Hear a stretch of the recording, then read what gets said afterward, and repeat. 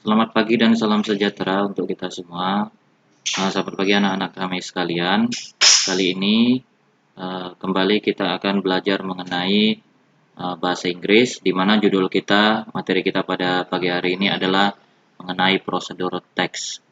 Baik, seperti di layar, kalian sudah melihatnya, prosedur teks ya. Oke, kita mulai dulu. Nah, kita lihat dari definisinya. Prosedur text is a type of a text in English that contains objectives and steps to create or do something related to these goals. Yang artinya adalah, prosedur teks itu adalah sebuah teks yang berisi tujuan dan langkah-langkah untuk membuat atau melakukan sesuatu yang berkaitan dengan tujuan tersebut. Jadi intinya, secara garis besar, bahwasanya prosedur teks itu adalah teks yang bertujuan untuk menjelaskan bagaimana cara melakukan, how to do something, bagaimana cara melakukan sesuatu. Oke, intinya itu ya. Prosedur teks itu adalah sebuah teks yang tujuannya untuk menjelaskan bagaimana menjelaskan atau melakukan sesuatu, dan biasanya dia menggunakan beberapa steps, menggunakan langkah-langkah. Oke, definisinya. Next, we go on to the function. Kita masuk kepada fungsi. Ya, function of this text is to show how to do something through successive steps so that the reader can achieve his goal.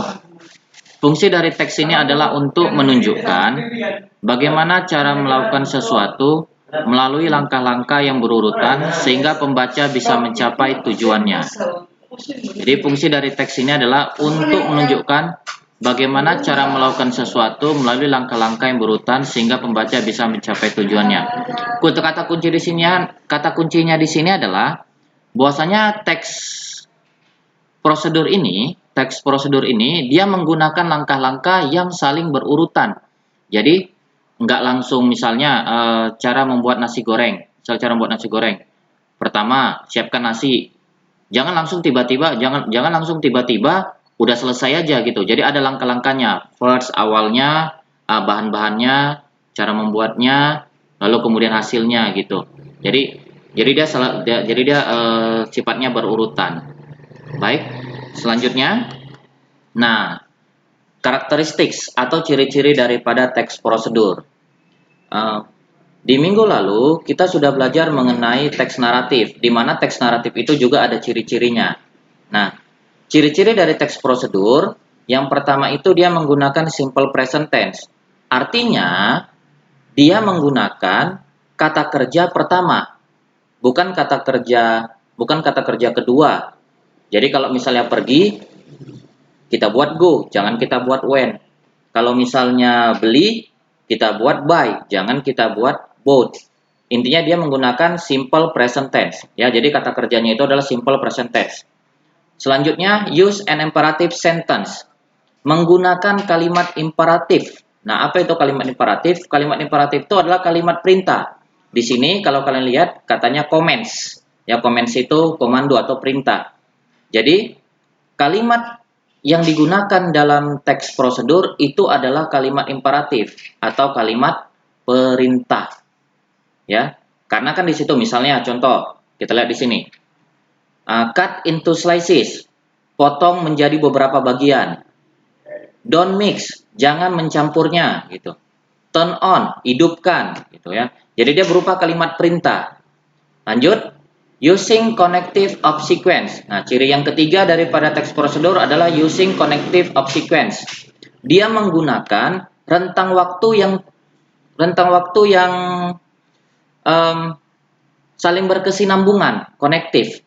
Contoh, then, while, next, so on. Jadi misalnya, cara membuat nasi goreng. Pertama-tama begini.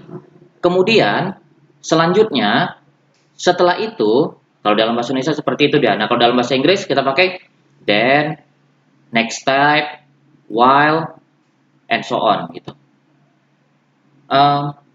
The fourth karakteristik, ciri yang keempat adalah menggunakan numbering. Nah, jadi yang namanya teks prosedur itu dia biasanya ada langkah-langkah. Nah, kalau langkah-langkah itu biasanya dia ada satu langkah pertama, kedua langkah kedua, ketiga langkah ketiga. Ya, jadi biasanya langkah-langkahnya itu disebut dengan menggunakan first, second, third, dan sebagainya.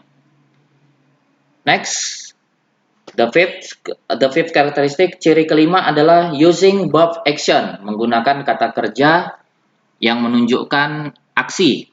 Contoh, plug, cabut, put, letakkan, turn, putar, dan sebagainya.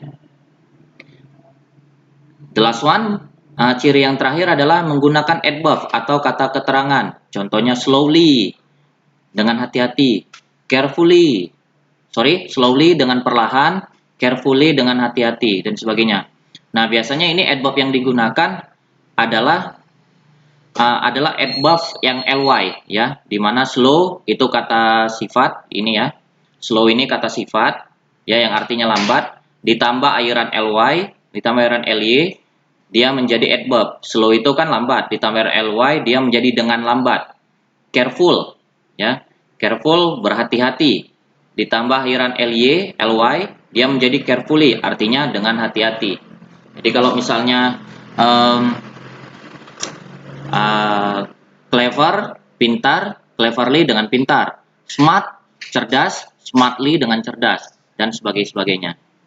Oke, next, generic structure of procedure text, struktur daripada teks prosedur.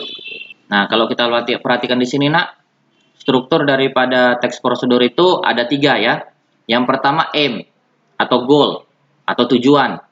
Ya, ini di mana dia letaknya? Letaknya itu ada di atas. Judulnya itulah dia goalnya. Jadi misalnya how to make fried rice. Bagaimana cara membuat nasi goreng? Itulah goalnya, itulah tujuannya.